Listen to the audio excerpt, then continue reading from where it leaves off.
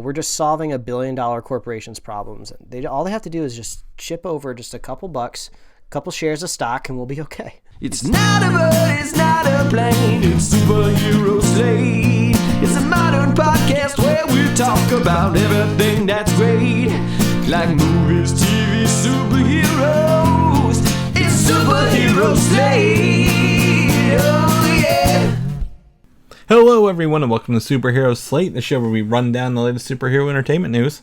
We love TV, movies, and superheroes, so let's talk it all out. My name is Chris Dillard. And my name is Mike Royer. And this week, DC is renewing several of its TV shows, Mike. Hey, look at that. You might enjoy this. You may not enjoy this. I don't know. We'll find out. Wonder Woman delays again. Who saw that coming? I think I saw that. I think we all pretty much. They haven't said anything about this movie yet. We'll talk some more about what Warner Brothers is doing. Chris Hemsworth wants to be Thor forever. I'm fine with this. Right. And more. Well, Thor, I think, technically has been around forever, so there's some precedent there for always wanting to be Thor forever. But you're talking about with DC shows getting renewed. I stumbled across like an article, I think it might have been on like comicbook.com, of just like everything that's been canceled in 2020. Not people, like TV shows. Yeah. And I was scrolling through the list, and I got to this block of about like a dozen Netflix shows that were canceled after like one season. And like I had never heard of any of them. And I was like, what's this show? Who are these people? And like every show had like a promotional image that was next to it. And I was like, none of these actors look familiar. Never heard of this show for once in my life. So it's just people are starving for content, but you know, if your show's not good, you getting canceled. Yeah, also they're not really making a whole lot of stuff right now either, so if they can't secure some production stuff, they probably like, we don't need to do this again right now. But that's funny you mentioned that, because I was going to talk about stuff coming to Netflix this week, Mike. Because my quarantine stream is zilch this week, but I am looking forward to a few things here. The first one, I think, had your most attention. Your ears perked up the most here. The Taco Chronicles, Season 2. It is essentially a show about different tacos of around the world and how they make it. It's very much a food documentary style show. Like, you don't have like a famous chef making all of these, but it does look good. So if you end up going and looking into like, different type of taquerias, whatever they want, how they pronounce them, from across the globe, and this is season 2, so it's even gonna be even more fun for that. And you know me, I'm already hungry. We were just talking about this. I'm already hungry. It's time for that. The other thing is Tom Holland and Robert Pattinson's movie that we've talked about briefly, and we know a little bit about, is The Devil All the Time, coming out Wednesday on Netflix, which we've not seen Spider-Man since Spider-Man, so I think it's time to give Tom Holland a non-Spider-Man chance again. And he's probably killing it out there. So, and Spider-Man and Batman in one movie. I want to say, was that like produced by the Russo brothers? Maybe. I don't know. It's on Netflix though, so I'm sure with those actors involved, they threw a lot of money at it. That's for sure. But speaking of being hungry, shout out to a fan of the show, Vicky, who sent us an email along our way, letting us know of some of the new Kit Kats hitting the market and some flavored Oreos, because we're always talking about snacks at the top of the show, because we're just hungry boys that we like to talk about superheroes and we like to talk about candy. Honestly, it just sounds like we're children. And with Halloween coming along, like my wife knows I like candy corn, so when we're at CVS, she's like, "Oh, you want to get some candy corn?" It's like, no, I can't get candy corn until October. You should have listened to the podcast last year, honey. I went on a rant all about this, how I can't eat a single kernel until October comes along, or somebody's gonna vanquish my fall spirit. But anyway, shout out to Vicky. I think we were kind of familiar with some of those Kit Kat flavors, but I didn't know about some of those Oreo ones. I guess Japan is starting to get up on the Oreo flavor market, so some of those look pretty good. Yeah, I mean, so this list that Vicky sent over includes Kit Kats. So you get Halloween Kit Kats, which may or may not have marshmallow in it. The debate still rages on. And then pumpkin pie ones. I think I want to say the pumpkin pie ones we had last year. I feel like I can taste the pumpkin pie Kit Kat. I don't know. I feel like just within like the last like 12 months, there has been a U.S. Kit Kat renaissance, and I feel like I would have remembered a flavored Kit Kat as of last year. I feel like this is all still very new for them, but you still got to keep a vigilant eye, because some of those Halloween Kit Kats that you see in the candy aisle are just like colored ones. Because I think there's like orange colored ones. There's nothing orange flavored about them. It's just like a white chocolate Kit Kat, which you can just buy normally, like a white chocolate Kit Kat, but it's just dyed orange. Well, like it looks like these witches ones might be flavored with marshmallow, and possibly these pumpkin pie ones might have some pumpkin spice in it. Well, but the thing is, these are also not ones you buy individually. These are the ones you buy in a big bag because you're giving them out at Halloween. And if Halloween happens this year, you probably give them out. But I think that's why you maybe don't remember from last year, because you would have had to buy a large bag, and that's a risk. If you don't like them, you got a whole bag of Kit Kats. That's true. And my wife can't stand wafer cookies in any fashion. She just, even when like there's good quality like chocolate involved, she just doesn't like the feebleness of the crispness of the crackers. I don't know what it is. I keep trying to convince her. Every time I get some sort of wafer things, I make her take a bite, and she never likes it. So it's all on me. I eat all the Kit Kats in this household, Chris. Yeah, you don't need that kind of negativity in your life. You need someone who can support those wafer cookies with you. Yes, but shout out to Vicky, because that's great. We always want to be abreast of the latest situations of candies and cookies. Right. And before we switch, the last thing I want to say is she mentions the maple syrup Oreos. I have those. They're okay.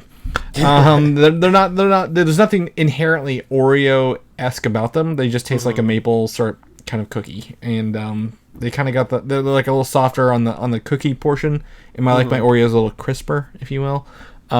So they're okay. There's nothing wrong with them, but I'm not telling people you need to run out and grab the maple syrup one. So yeah, it's fine. It's candy. So thank you, Vicky. We appreciate it as always.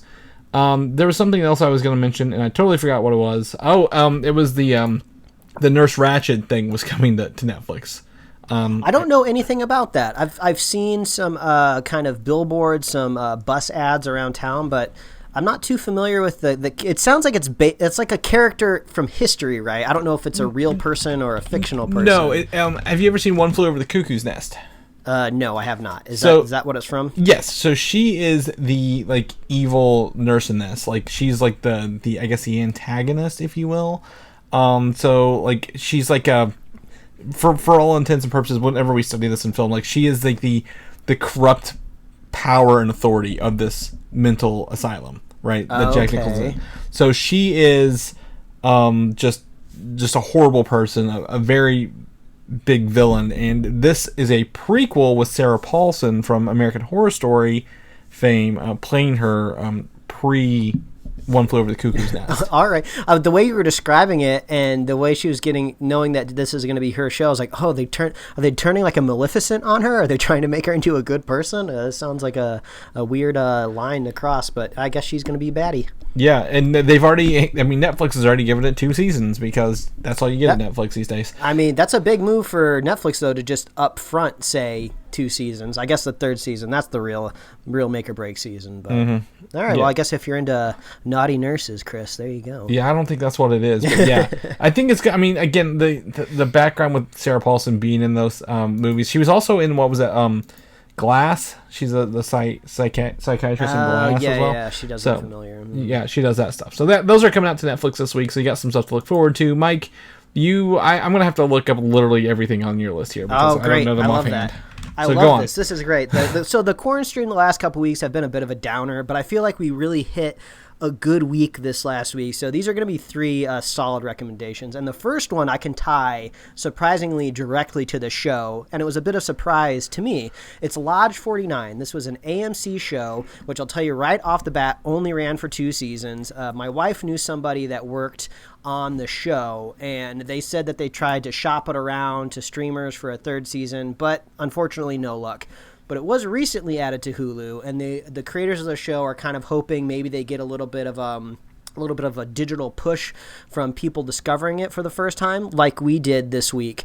So 2 seasons, 20 episodes. It's a dramedy. Since it's AMC, each episode's only about 42 minutes or something like that. So you're not really going to be super tied down by like an hour-long, HBO kind of drama run.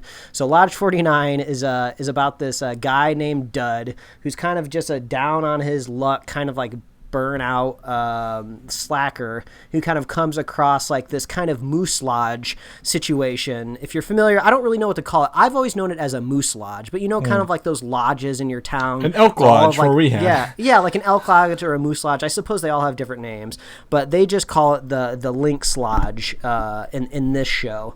So he just kind of discovers this lodge and the people that run it, and it just kind of changes his life, and he changes theirs.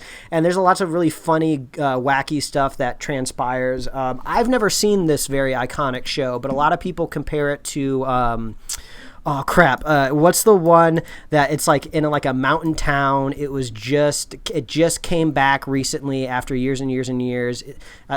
Was it David Finch? Is it David Fincher show? Is that what I'm saying? No, you're thinking the David Lynch show. David Lynch. Yeah. What's that show called? Twin Peaks. Twin Peaks, yeah. A lot of people compare it kind of to Twin Peaks-esque, if you will. So that could be a big sell for you. That doesn't really resonate with me because I don't really know what that means. But we liked it. It was really fun. It's full of a lot of mystery. It kind of sometimes straddles the supernatural, but the show never really tells you 100%. So it's a really fun time. But I'll tie it directly to the show because the lead character, Dud, is played by a guy named Russell Wyatt. And we were looking at this guy for a few episodes. Like, God, he looks so familiar. And we were trying to figure out what we knew him from. So we looked him up, and he just played like one of the kind of like the B characters in 22 Jump Street. He was like the football player guy that... that's in the movie. Like, he's not a big character, but I was surprised to see that Russell Wyatt is cast as U.S. agent in Falcon and the Winter Soldier. So it was really kind of cool being able to watch this guy for basically 20 episodes going like, oh, this guy is going to be in a really big Marvel show coming up soon. And he plays just a really kind of like goofy, aloof character, but in the very last episode of the very last season, he has like a just really, really nice, intense monologue where he really kind of goes against character, kind of tears up a little bit, and I'm just like, yeah, man, this dude has range. So I'm really looking forward to Russell Wyatt in Falcon and the Winter Soldier. But if you want a preview of this guy, watch Lodge 49 on Hulu. If I get more people to watch it, we might get a third season, because unfortunately it does kind of end on a cliffhanger, but they do kind of wrap up some characters. So check out Lodge 49, Hulu, AMC. There you go. And Wyatt Russell is the son of Kurt Russell, because you didn't know that as well. Oh, wow, Chris, you're blowing my mind, because that makes total sense after looking at that face. Yeah, wow. Yeah. I feel silly for not knowing that. Holy crap. So that's his dad's Kurt Russell. So I was thinking, again, man, the whole time I was thinking, wow, look at this up and coming actor. You know, he was on a kind of an obscure AMC show, and now he's gonna graduate to Marvel, not knowing that his freaking dad's already been in a huge Marvel movie as a villain. Or wow. Okay. There you go. Either way, it was a wild ride. There you go. So, Lodge 49. All right. Yeah. Tell me about this next one. Yes. Also, I'll plug this show that I believe was just officially confirmed to have its third and final season greenlit, is Kippo and the Age of the Wonder Beasts on Netflix. So this is an animated show that I've been able to watch, I think, about 3 episodes now. So I'm just kind of dipping my toes into it. But it's a really fun show, kind of about a post-apocalyptic, I believe it's the Earth, but they don't specifically say it. But, imagine 200 years into the future after some sort of apocalypse. The surface of our planet is now overrun by these wonder beasts, these kind of like amalgamations of different animals with multiple appendages, kind of mutated. They're large, they're small, they're all over the place. And it seems like most of the humans have retreated to underground. So our story starts where we meet our first character kind of being thrust into the surface world and trying to deal with all this new crazy stuff that's happening above ground. And it's just really fun. The characters are really interesting. The kind of core group that you follow through the show assembles by the end of episode 2. So I would say at least give it 3 episodes to kind of see where it's going. But I really liked it. And I kind of got similar vibes of Avatar: The Last Airbender. I feel like they're kind of hitting the same type of kind of older kid audience, but also kind of an all ages story. I really like the animation. You kind of get that classic, 2 action set pieces in your kind of 22-minute episodes. And the animation's really good. The action's really slick. I like the voice acting. And also, they have the luxury of, since it's kind of in the future, if you will, they can play more modern music music. So there's lots of really kind of really cool hip hop and jazz and funk in it. So I'm guessing the creator of the show is really influenced by a lot of that. But I was really happy to come across it. So I'm glad that it seems like they haven't been canceled, but they kind of get to wrap up and tell everything that they want to say. So go check out Kippo, Age of the Wonder Beasts, a really good all ages show, I would say. Yep. The other thing is this features the voice. When I looked at this, I'm like, I don't remember this. Karen Fukuhara, who plays Kimiko, or the female in The Boys. She's the girl on the team. Okay. So she's the main voice of Kippo. I love how all the stuff that we watch can always be tied back to our show in some way. And then last up, I actually watched this like almost immediately after we finished recording last week's episode. So this is a documentary that just hit digital VOD last weekend. I wouldn't be surprised if at some point in time a streamer picks it up and streams it for free somewhere. But it's a documentary about Pepe the Frog. Now, if you're not familiar with Pepe the Frog, you've definitely seen him because it's basically a meme. It's that green frog that you've seen all over the place. And it's a documentary all about how this frog originally was not like a white nationalist racist symbol as it is nowadays. You see this frog next to swastikas basically all the time now, and it's very crazy that it's come all this way because it was just created by this indie comic maker in San Francisco, and he just made this comic called The Boys Club, and it's just kind of about these 4 kind of anthropomorphic like animal friends that just kind of live in an apartment, and they just kind of like dick around all day. They just kind of do just weird, just like kind of laid back friend stuff. And then somehow the internet co-opted this frog as like a meme, and then it kind of escalated and just snowballed into this craziness that it is now. But it's a really cool doc. I rented it for, I think it was like $4.99 or something, but maybe I had like a digital credit or somewhere. I don't remember exactly what happened, but it's not too expensive if you just wanted to rent it. But it's a wild ride. It's the first time I think I've seen a documentary about like internet culture that just kind of wasn't cringy.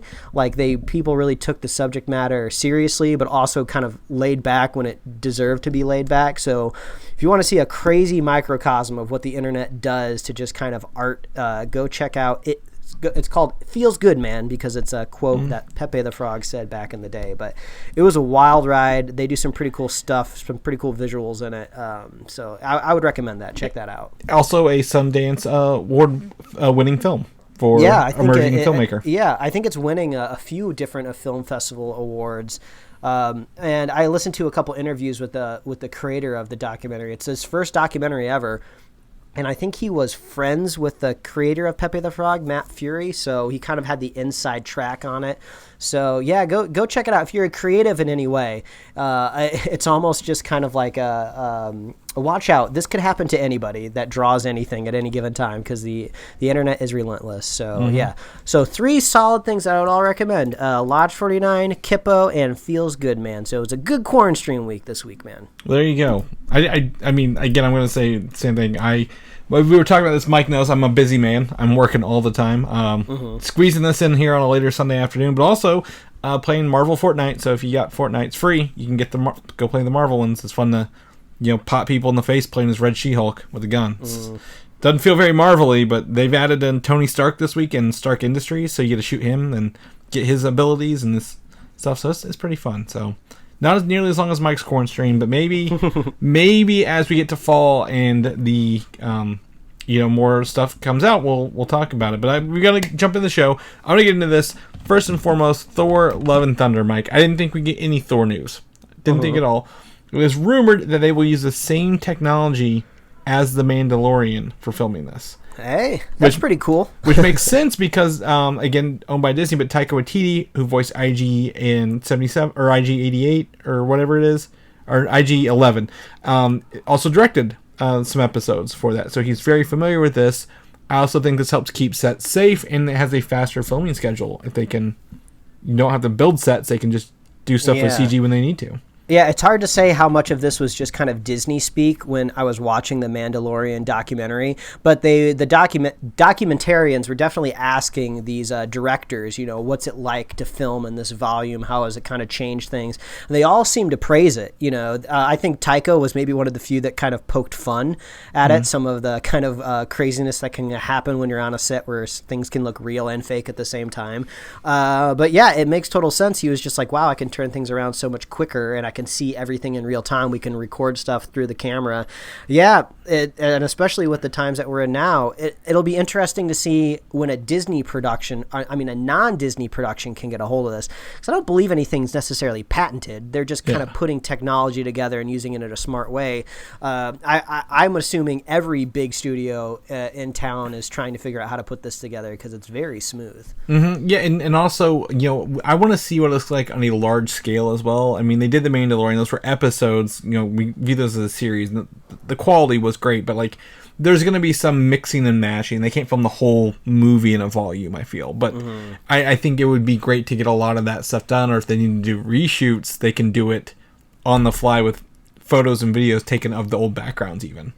This is I think this is, I have the same feeling as the last time we kind of talked about the volume in general. So this is a really good time for anybody, if they're really interested in computers or video game making or anything like that, is what this runs on the Unreal Engine, right? Yes. Is that what it's based off of? I think you can download that for free and just poke around with it. I mean, if you were just bored and stuck at home, download the Unreal Engine, just learn how to use it, and hell, you might be able to get a job on one of these sets in movies or these TV shows, and you could be making this stuff in real time. And then what you have to do is you have to write down all the cool stuff happening and then email us because we got you excited about that job to begin with, and we want the inside info. We need to know what you're doing on Thor: Love and Thunder sets in this volume. So, but also that explains why last week we thought we talked about filming was starting soon. They're moving people to Australia, so if they built this in Australia and they can keep it safe, this is a great way to start the production and work on stuff. On that note, Chris Hemsworth has also said in an interview this week that he'll be staying on as Thor in the MCU after Love and Thunder.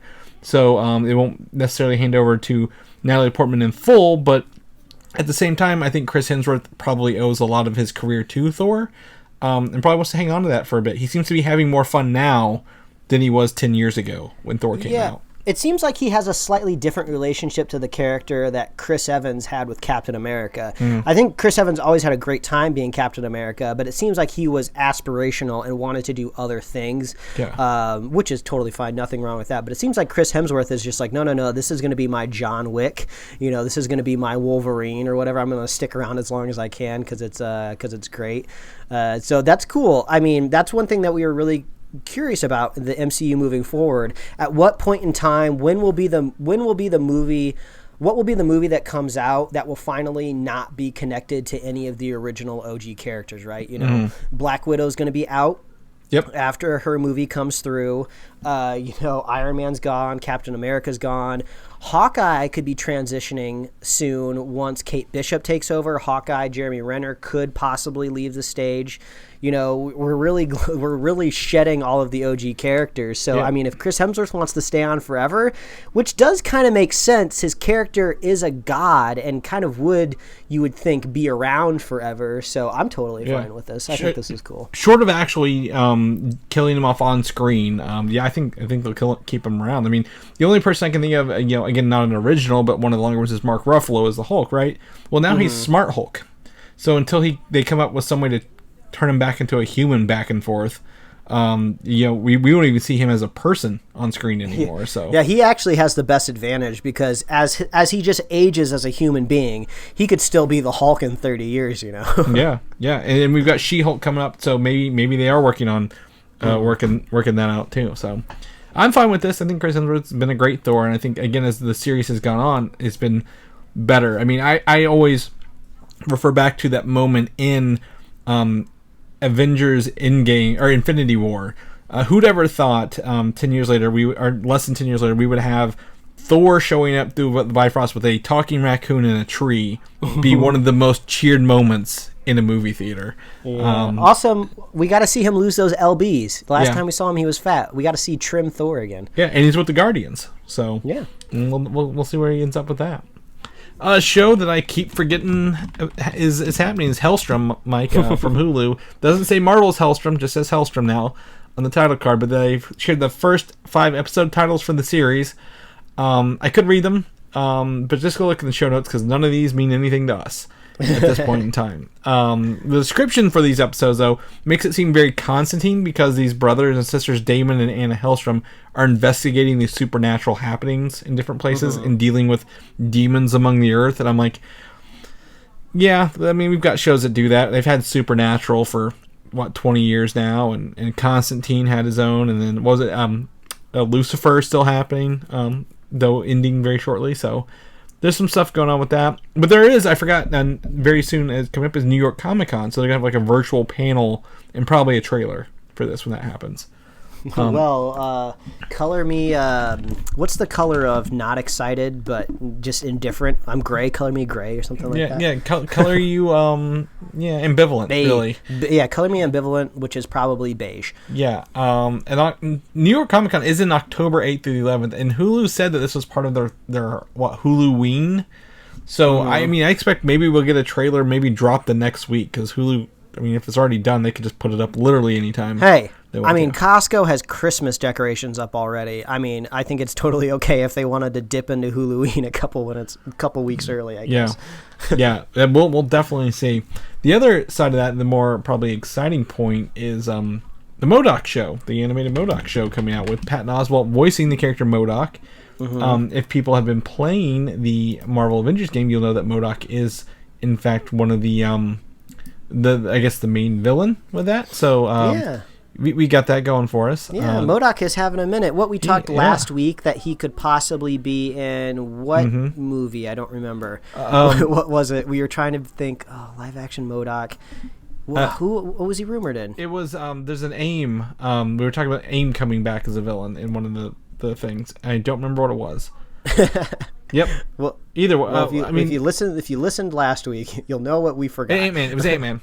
Ant-Man. That's right. Yeah, I was like, which one would make Ant-Man be Ant-Man? Yeah. I mean, what the hottest new Marvel characters is MODOK and Kamala right now.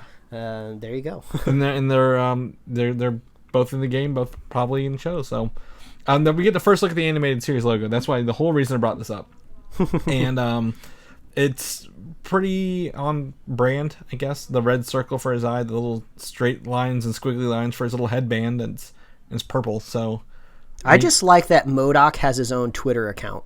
I mean, it's called Marvel's MODOK, so I would assume that, if this show only goes one season, since it's a Jeff Loeb thing, hopefully maybe this can convert, since it's a Disney basically Twitter account. Maybe this can just be a MODOK account in general. Hire me a social media manager that just speaks in MODOK and just tweets as MODOK for the years to come. They for the guy who designed this, it was like, if you think this is cool, wait till you see like the whole thing. So apparently there's more to be said, maybe the title cards or something. So I don't know, I'm more interested in this than Helstrom by a long shot, because it's MODOK in a midlife crisis, with a bunch of comedians as the voice actors. So also there's a New York Comic Con panel planned for this, so maybe we'll see this before the end of the year as well. We're going to switch gears a little bit and switch over to Disney Plus, which we already have. The Falcon and Winter Soldier has started filming different locales, and we know so because we got some new footage of the U.S. agent, probably played by Wyatt Russell, in action using his shield to beat down some people on the street.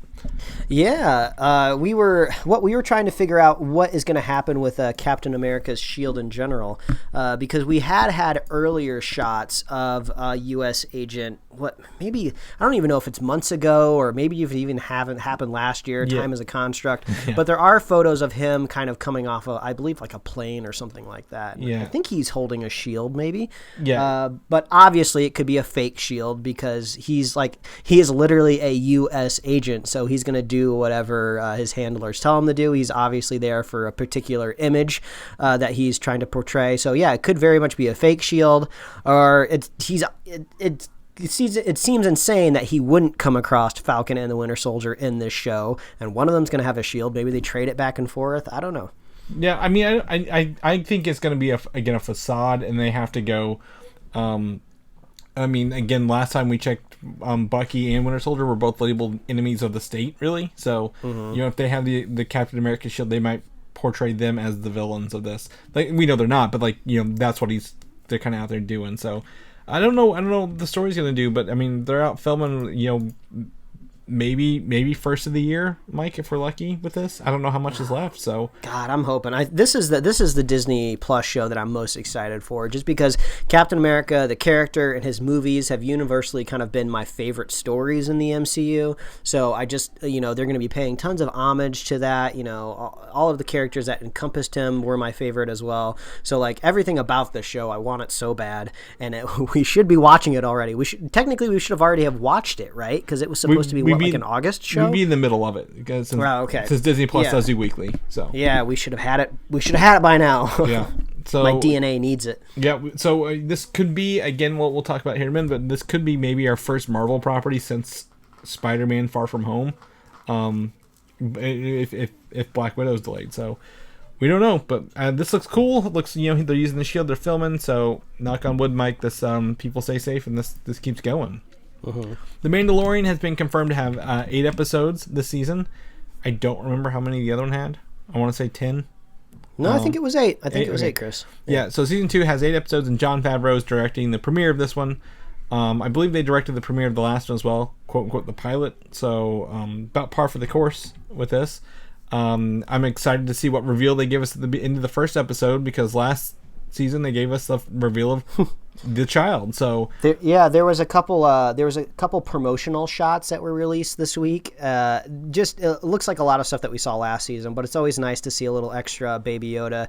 And there's one where he's on a speeder, and then Baby Yoda is just in the side little satchel patch. Very, very, very cute. Yeah, and we get what's his name, Carl Weathers. A lot more Carl Weathers this season, it looks like. He's not just in like the start and the end of the season. So being the buddy to the Mandalorian and Cara Dune. So check that out. In the same regards, Obi Wan Kenobi, directed by Deborah Chow, I believe, who's also a director of The Mandalorian Season 1. Ewan McGregor said that the show will only have 1 season. Yeah, I mean, I think we all kind of assumed that this was going to be like a one-off, just checking in on Obi-Wan, kind of tying up some loose ends, and then moving forward. So yeah, it's either 8 episodes, 6 or 8 episode season, or 1 2-hour movie, Mike. So I think this is a little more than we wanted in a good way. This could be possibly good news, because we don't have to worry about any of the story being stretched beyond what it can handle. And also it means you get to bring in a writer, and they get to sit down, I guess a whole probably writer's room, since this is a TV show, and they really get to kind of settle in what is the last couple things that we want to say about Obi Wan Kenobi before he's kind of sent off to rest, if you will. And the best part about it is, again, if it's one and done, literally any characters they introduce, they could either continue on and not deal with Obi-Wan, or kill them off. Like, it literally is, the only person safe for that is Obi Wan Kenobi at the end of the day. So I think it leaves some fun opportunities open to expand Star Wars without beating us over the head with the same timeline over and over and over. Sony Pictures is not releasing any major movies in theaters until the pandemic is over, which includes the much wanted Morbius movie, Mike. I'm trying to find a word here. I can't come off serious. And Venom 2, Let There Be Carnage. So yeah, I think we're just gonna have to put them in the maybe category. I mean, we might be in store for one of the 2 worst box office years in recent history, which is it's funny to think about, just because a couple years ago there was a dip in the normal box office, but it was only just kind of related to people considering, is it the quality of movies that are being put out? Are people getting tired of reboots and franchises? This is the worst box office year we've ever had. I think that might have been 2016 maybe, or something like that. And then now it's just like, no, there's a pandemic. They're really going to show you what bad box office looks like. I just read an interview with I never remember how to say his name. Was it Fauci? Yeah. The main viral expert when it comes to this pandemic, and he is not confident that we're going to be back to normal theater going experiences until fall next year. So obviously theaters will slowly start to reopen as they kind of find a new normal, and people hopefully will start to get vaccinated with, a vaccine hopefully at the beginning of next year, so we can kind of return to some normalcy.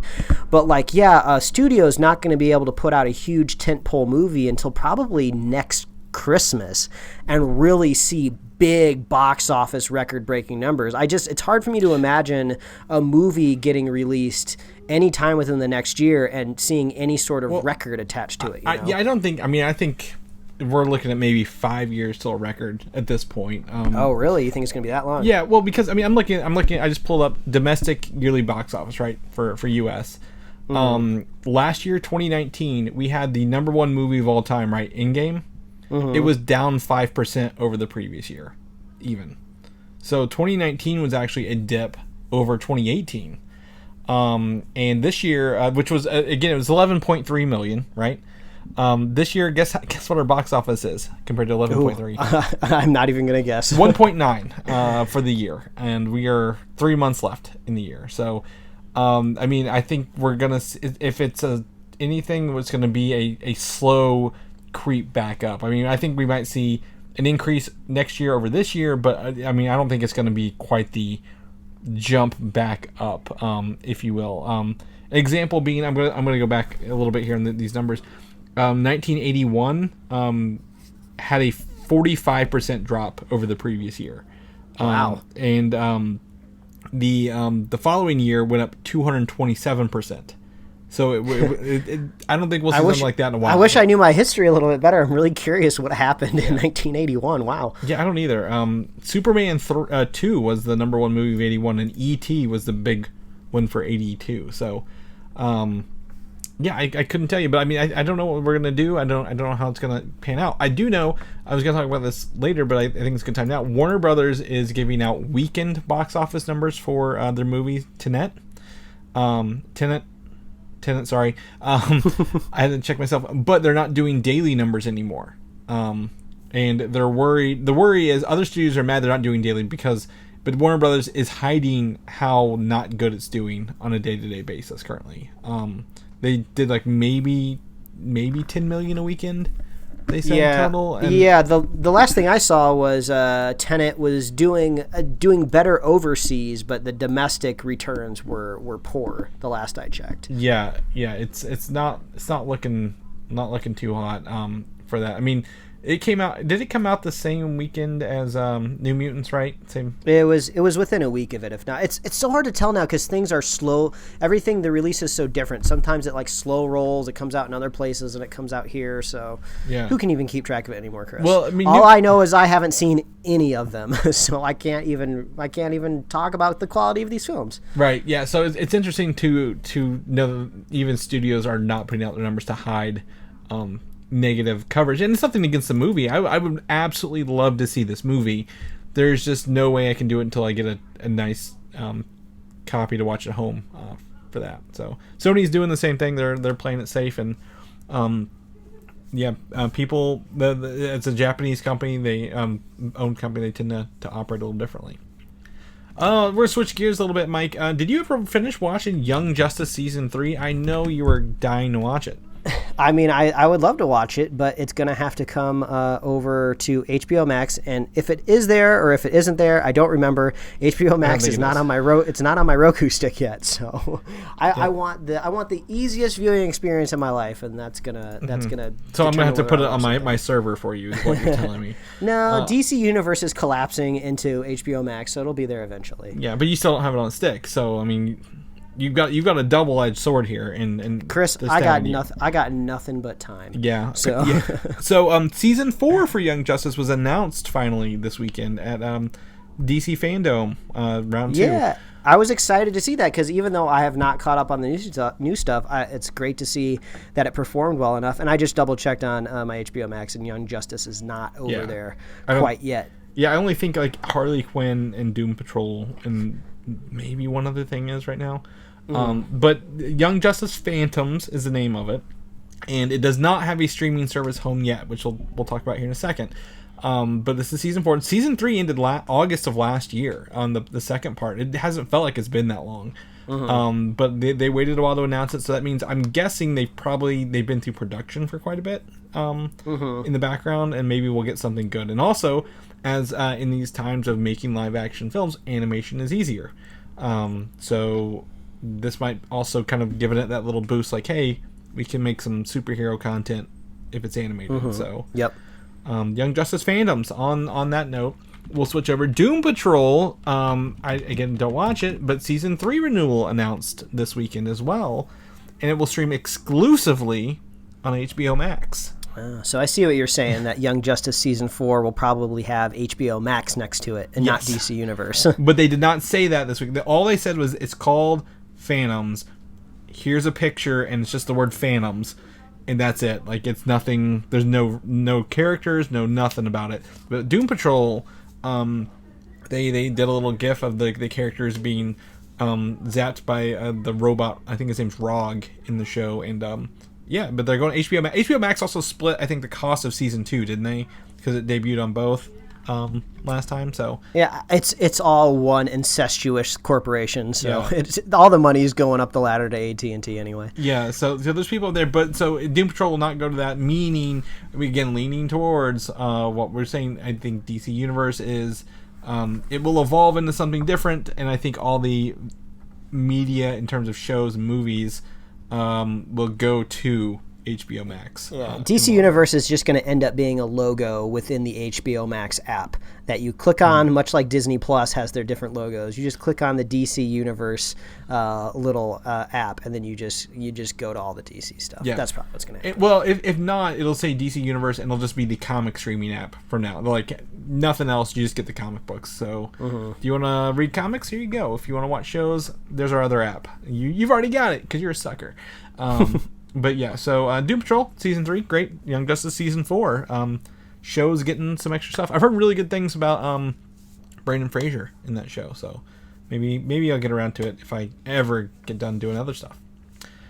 Big news for The Flash this week, Mike. The movie The Flash, quote unquote, is a superhero of this film because he is the bridge between all of these characters and timelines, and in a way, it restarts everything and doesn't forget anything. That's by Barbara Machete, producer of The Flash. Also, she wrote the movie Mama. With what's her name? Was it Yvette Nicole Brown in that one? No. You said also she's married to the director of The Flash, right? Andy Machete is the director of The Flash, who directed the It movies. So yeah. Gotcha. So, I mean, this is a big deal, right? Just because I feel like we've been going back and forth for years now on whether or not this is or isn't going to be Flashpoint. Now, obviously, they don't have to go with the original Flashpoint storyline, but, you know, they've always had this character that has this ability to just kind of reset all of this craziness that is the DC cinematic universe right now. So, this is just more credence and evidence that it's leaning that way, right? Yeah. Now, they might just be very much in the Flash headspace right now, right? This producer and the director and this, you know, family unit basically that's making this Flash movie is very much, they've just been thinking about the Flash only for years. So when they say it restarts everything, they could just be thinking very insularly. They could just be thinking just about the Flash's universe and how his character is going to be reset. They might not be thinking about a Batman or a Wonder Woman or anything like that. That could be the case, but it kind of makes more sense if they're saying everything, but it doesn't forget anything. That does make sense, because if he does reset everything, he's still going to retain his memories. Yes. So he's not going to forget the stuff that's happened. Exactly. So this is essentially, again, a lot like the Flash TV show when they had the their Flashpoint, if you will. And more recently, their Crisis, right? They did the Crisis where it's like some people remembered the original worlds and some people didn't when they merged them all together. Well, and in the TV show earlier, when they did the Flashpoint storyline, Barry did remember everything that had happened, but when he came back to his normal timeline, all of his friends had been reset, and they had been living in this new world, and they didn't really know all the stuff that happened. But as the season went on, I believe, if I remember right, they kind of got their other memories back, or they're having these weird, like, dreams or flashbacks of stuff that they never remember happening. So, yeah, there's so many different ways that you can approach it. the great thing that they have is that it's a great narrative tool that could be wielded very positively for the universe right now. Exactly. And then, that's the thing we got whenever DC had this original fandom. They're like, okay, you're getting Michael Keaton Batman in the Flash. Great. That's tying one Batman universe to the current Flash. Hey, also we're throwing Ben Affleck in here. Holy shit, we're getting more Batman than this. Like, they're tying everything together. But also, they've the Joker doesn't exist in this world. Also, the new upcoming Batman doesn't exist in this world. We're doing TV shows, but at the same point, if they ever wanted to pull them together or reference them, they could be like, well, over this other timeline, this is what happened. They could. Barry could almost end up being this character similar to Deadpool, where he could be around all these very serious heroes, and he can reference just all of these other worlds that he's visited. Just like, oh wow, you don't look anything like that other Batman that I saw. Mm-hmm. And also, one of the biggest advantages about having this rough start to Barry Allen is he's had the advantage of already meeting a Batman. So at least he has a reference point when he meets the Michael Keaton Batman. Because if this was the first time we've ever met the Flash, it would be weird. Like, oh, okay, well, you can go to this other universe and meet Michael Keaton all you want, but if you've never met any other Batman, you wouldn't know that this is really a unique universe. So they're doing the best with what they got, it seems like right now. And also, the other thing is, I want to see maybe Michael Keaton's Batman world, right? We thought it continued with Val Kilmer and George Clooney also. But guess what? This is kind of saying it didn't. This could, point why those have different actors, but also, what does Michael Keaton's Batman world look like 10 years, 20 years, 30 years down the line? Maybe there's a Superman and a Flash in that version that we've never seen yet. So this is a fun opportunity to be like, we're going to take these characters and we could possibly tweak them to have some fun with them, and they don't really mean anything in the long run, but here they are, they're fun. That's a great point to bring up, because I think when I looked at this quote, because this was pretty big news this week, I think they also have the producer also said that there's going to be lots of heroes in this movie. I mean, as of right now, I'm totally cool with just Michael Keaton Batman and a Flash. Yeah. So if we're getting more, that's even cool. Like, how cool would it be to see a Tim Burton Superman? Just kind of come down just for a second. And he did. Remember, it was Nicolas Cage. They filmed it. What if they did that? What if they brought Nicolas Cage in as that Superman in that suit? That would be insane. I mean, there's some rumors floating around out there about Spider-Man possibly doing some pretty cool cameos. Mm-hmm. This would be a very cool cameo that only really, really big nerds would know about, and I think would get a cool reception. And I've said this for how long, Mike? The Flash TV show is essentially the Sam Raimi Spider-Man movies, right? He's got the same intro, the same peppy optimism, the same kind of attitude of how he treats his family and the people he reveals his identity to, right? I feel Spider-Man and the Flash are very much a parallel here, and as long as Ezra Miller doesn't choke any more of his fans out on camera, I think we're in an opportunity here to have the Flash as their fun, lighthearted superhero that people will flock to, in the Spider-Man in our world as well. And then they also have multiple versions of that character they could pull in together. And also, don't forget, in Crisis, the very last scene of Crisis, spoiler alert, Ezra Miller showed up in the Flash TV show. So they've already set this bridge up, Mike. This is really, really fun for them, I think. And yeah, I would love that to be a moment that's somehow put into the film. I imagine there's got to be some sort of montage that happens in this Flash movie where he's jumping around from different universes just very briefly, and you'll probably see some sort of visual of the Speed Force, and each usually seems to be some sort of tunnel, blurry tunnel, and maybe we'll see a brief shot of the CW Flash just briefly. He doesn't even have to reference it, but the fact that it's there is really, really cool.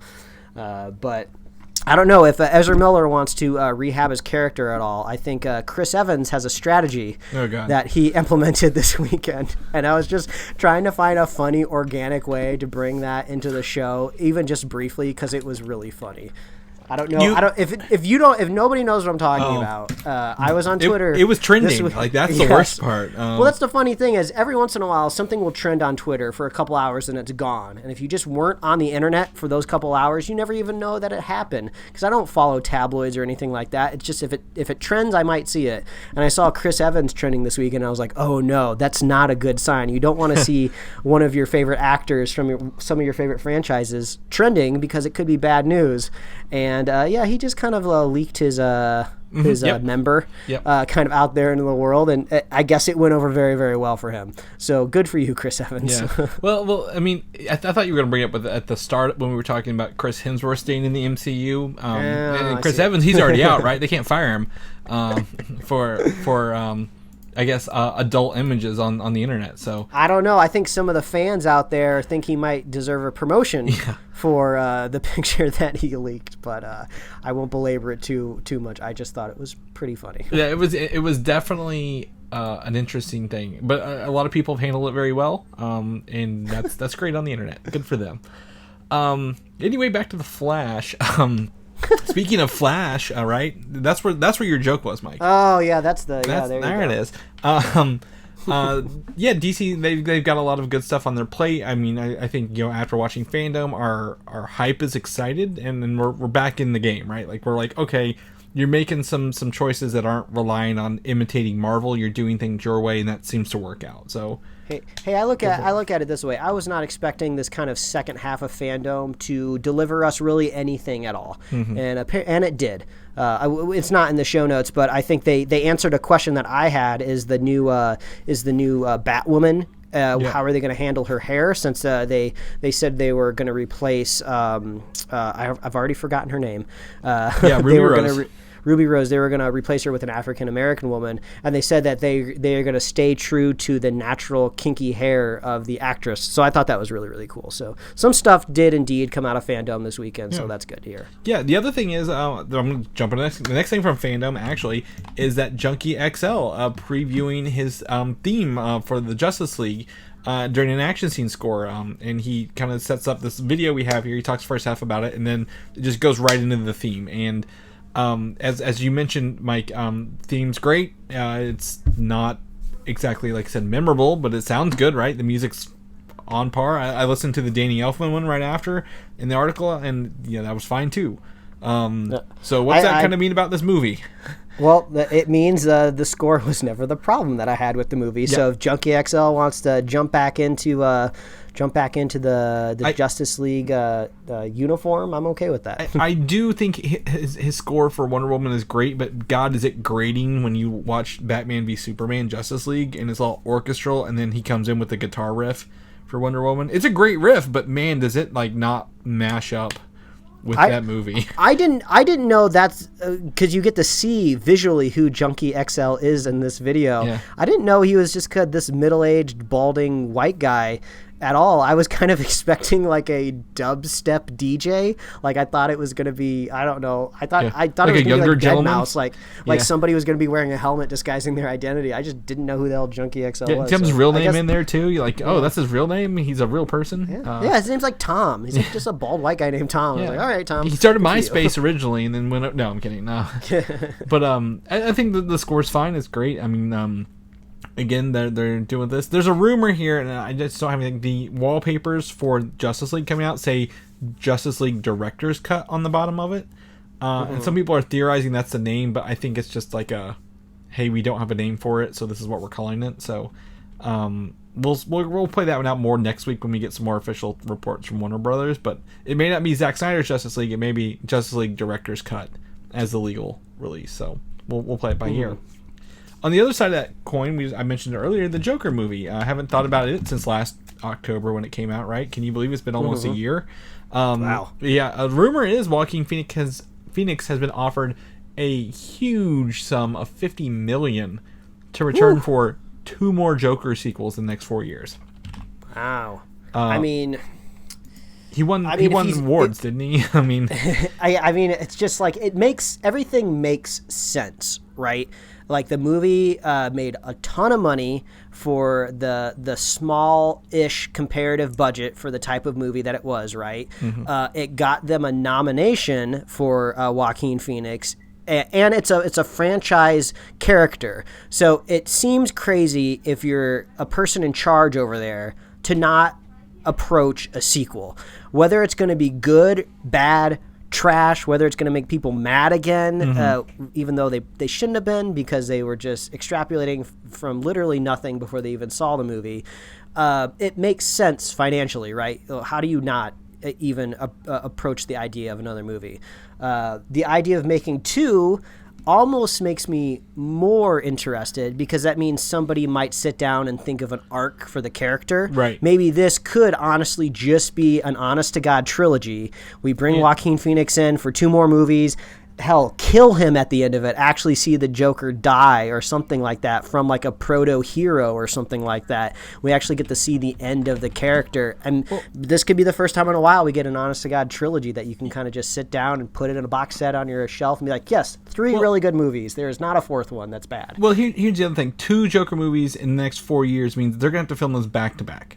Like, there is no way that they can be like, okay, we're going to write one, see how it does, and then write another, and then film it.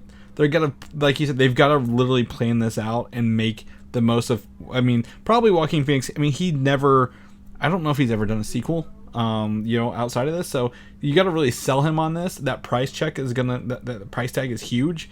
He'd be set for life, right? Like after that. But does he want to do it? And also, like, if you got him for a limited amount of time, being in that mindset of the Joker, you got to get him done and out the door. So maybe it's like a. These 2 years they spent filming, writing, planning, and then they release them 1 year, and then the next year is the second one, and it's done.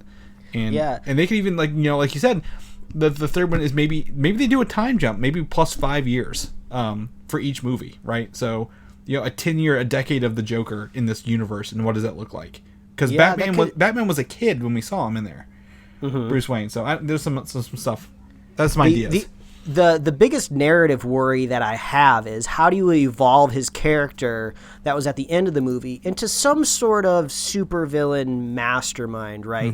The Joker in like comic books and cartoon shows and even some of the wackier Batman movies, you didn't really know a whole lot about him, so you just assumed he was good at being a villain or he was this chaotic evil that somehow put it all together, but he never seemed to know what he was doing at all. He was just very reactionary in his movie, and then the people around him just vibed off of it and basically made the criminals worse than what they were. So I'm just trying to imagine, does he evolve into somebody that's smart, or does he just keep being a pawn for evil people? It'll just be interesting to see how they evolve his character. My guess is he grows a mustache, they give him the white paint over the mustache, and he becomes Cesar Romero from the 1960s Batman. Now, I don't. There's a whole bunch of questions here. Will he even go for it? And if they do, where does it go? What does it look like? And how do you not tarnish what you already have? Right? Like, how do you take your one and done? But at the end, it does set up for something very interesting in the future for this character. So, knock on wood, they do something good. As we mentioned at the top of the show, Wonder Woman has been delayed from October, which was like in 2 weeks or 3 weeks, to all the way to Christmas. There's precedent for December releases doing really well. Aquaman, Star Wars, other stuff. So, I think it's a good decision, but I don't know if it'll come back. I mean, will it get delayed again? This is now, I told Mike this has been delayed more times than New Mutants. But, I mean, it's not his fault. We're in a pandemic. But I just think it's funny it's had more release date changes than that. But, like, and I was also telling you, I'm not as stoked for this movie as, say, other movies in the DC lineup. But, I mean, what do you think? We talked about it a little bit this week. I mean, I honestly just don't see what's different from October to December, to be honest, when it comes to the box office. Yes, some more theaters might start to open back up. I suppose maybe they're thinking more internationally. Maybe they could recoup more money over there. But in the United States, even if we are lucky enough to get a vaccine as early as November, I think that's what's been touted as the earliest, which probably is not likely. It's still first going to go to like frontline workers, and it's not going to work its way into the general movie-going audience until at least next year. So if they're delaying it to December, it's just to see a little bit more money. It's not going to be normal. So unfortunately, I feel like I'm still going to be in the same Tenet New Mutant situation where I'm just going to have to wait until they give me an opportunity to watch it, which really sucks because we have this show where we specifically love to talk about superhero movies, and we're just not going to get a chance to watch it when other parts of the world are going to be able to watch it, and we're not going to be able to talk about it on the show, which really sucks because we love watching this stuff, because we love my favorite thing to do with these movies, since they're all like franchises, I love to watch them and then just come up with like all of these theories of where it could go, how it's going to affect the world, what new characters that we're going to see. This stuff just gets me really excited, and now I just don't know when I'm going to see any of this stuff, and it really sucks. Yeah. I mean, it's putting a big question mark on when we get to see something new and when we get to see something good, and yeah, we just don't know. So we'll see if Christmas looks a little better, or if they've I don't know if they'll ever address a digital release system by that point. We don't know. Mm-hmm. Lastly, is the movie Dune. Got a official release trailer this week, and as I'm familiar with Dune. I've watched the original from the '80s movie that the guy who directed its own documentary about it, right? Yeah, the guy who directed Twin Peaks. I just lost his name. David Lynch has disowned completely, and he filmed it. Yeah, I'm familiar with the stories of the multiple books. Mike, you're fresh into this. This is your first thing into Dune. What's your take? I know literally nothing about Dune. I think I knew vagueness about the story. I knew there was like some sort of like monarchy kind of conquering type storyline, and there was something to do about spice, which I'm sure is like an allegory for like crude oil, because that's usually what science fiction does. It's always an allegory for our real lives. So I didn't really know much about it. But the talent attached to it is very, very good. The trailer was really cool. It looked beautiful. There's some cool sci-fi stuff going on in here that I didn't know about. I think the only possible concern that I have for Dune, being such an older science fiction story, is usually these older, iconic science fiction worlds, when they get kind of modernized, by the time it gets to the screen, all of these ideas are kind of not new anymore. They're almost kind of played out, which is no fault of their own. Like, obviously the Scarlett Johansson Ghost in a Shell movie was bad for many reasons, but all of the cool futuristic stuff in that movie was all new and exciting when the anime came out, but now all that stuff is rot. It's not new anymore. It's just all kind of benign, and that it's been in a ton of TV shows and movies already, so all of that stuff just wasn't enthralling. So hopefully any science fiction stuff that Dune has to offer is maybe something I haven't seen before, or they put a fun twist on it. Well, I think Dune, it will follow more of a Game of Thrones style story. It's more about, people ruling planets, and these planets having specific purposes, and the factions on those planets. So I think when we say sci-fi, I don't think it's going to be a technology thing, but there is some cool abilities with the spice. It's more of an allegory for drugs than oil. So I think it looks great. Is it Denis Villeneuve? I don't know how to pronounce that one either, Chris. We're on the same boat. He did Blade Runner 2049. Beautiful film. Great movie to watch. Didn't really get a lot of people in the seats. Did he do Arrival before that as well? I believe so. Yeah. So he's no stranger of taking these sci-fi things and playing with them and having a good time and making them look good. Again, just looking at Blade Runner 2049, how many people didn't go, concerns me for this. And it's not his fault. Movie's great, just how many people really care about stuff from the 80s when we're in 2020 now, right? Yeah. The talent pool in this movie crosses over with so many things that we talk about on the show. Mm-hmm. Aquaman's in this movie. Poe Dameron's in this movie. Thanos is in this movie. Mary Jane Watson's in this movie. Yeah, and so many more. So yeah, the actors in this are great. Drax is in this as well. Is the mysterious sage-like woman, is that Tilda Swinton? I don't know. I don't. It kind of sounded like her, but she was the Sorcerer Supreme for a bit. So if that's indeed her, but yeah, there's so much crossover, so many big names, and with the director attached, you kind of gotta see the movie, whether or not you've read the book or not. I remember when I watched the trailer last week. At the very, very end, it said only in theaters. But specifically for the video file of the trailer, there's no date anywhere on it. So I think they're still trying to be flexible just in case. It is. So just to put it out there, it is December 18th, literally 1 week before Wonder Woman. And they're both Warner Brothers films. So that's why I included this last on here, is because with the new Wonder Woman date, this is still 1 week beforehand. But who knows at this point what's going to happen. So... if you had a chance, watch the trailer. You can do some research. I have. If you ever want to watch the old Dune, Mike, it's on. You know where to look at. So you can watch it there. So There's a big worm in the trailer. I was expecting a big worm. That's the only other thing I knew about Dune was there's a worm in it somewhere. A large sandworm. So, yeah. All right, well, that's our show for the day, Mike. My dinner is ready and waiting for me, so I'm going to go eat some and come back and edit this for the folks to listen to this week. But if people want to know what you're up to, what you're doing, where can they find you at? Oh, all you got to do is visit Mike Royer Design on Instagram and Twitter, and you can read my webcomics at pickledcomics.com. Chris, if people want to catch up with you, see when you're playing video games on your Xbox or your PlayStation, when can they find you? Find me on Twitter, Valdan, Valdan, or Instagram, Valdan87. Look up either of those. I think Xbox is Valdan, PlayStation is Valdan 1987 or 87. So one of those two. I don't know. Working my way through there, play games with it. Played some with listener other Chris this week. So thanks for doing some Fortnites with me this week. People want to know more about the show. Where can they find us at? Oh, you can find us at superheroslate.com. That is our domain name. We own it. We put stuff there. And that's where we put our show notes. So if you want to see that cam street footage of the U.S. agent, we got that link over there. We got the link to the Dune trailer. If you want to see what Junkie XL looks like in real life, we got a link in our show notes there too.